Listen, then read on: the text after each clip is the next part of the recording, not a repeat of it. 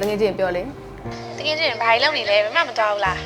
ဘယ်မှမသွားပါဘူးဟဲ့ဒီမှာထိုင်းနေတောင်မှာပဲချွေးတွေပြန်နေတာဒီမှာမီးကလည်းပြက်ရာသီဥတုကလည်းပူဒီနေ့နေရာဒီတော့ငါဘယ်လိုဖြတ်တန်းရမယ်တော့မသိဘူး အမေဒါများအေးလေးနေအောင်ဆိုလာနဲ့ဘက်ထရီဆက်လိုက်ဝဲတက်လိုက်ပေါ့ဟာ အမလီကုန်စည်တော့ကြီးမှကြီးနေရေးဘယ်လိုဝယ်တက်ရမလဲပြပါအောင်ငါ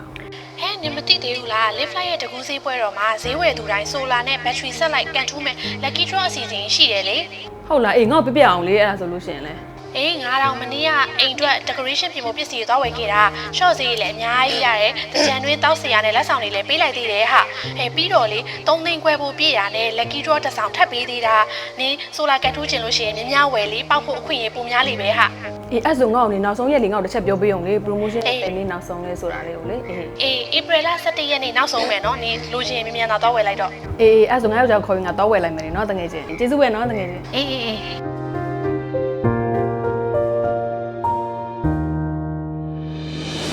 Live Flight Showroom တိုင်းမှာ Match လ24ရက်နေ့ကနေစပြီးတော့ April 17ရက်နေ့ထိတကူးစေးရောင်းပွဲတော်ကြီးကိုကျင်းပမှာဖြစ်ပြီးစိတ်ဝင်စားစရာ Lucky Draw အစီအစဉ်နဲ့ Game Activity တွေ Short ဈေးတွေအပြင်လက်ဆောင်တွေပါရမှာဖြစ်လို့အမြန်ဆုံးလှမ်းလာဖို့အတွက်ဖိတ်ခေါ်ပါတယ်ရှင်။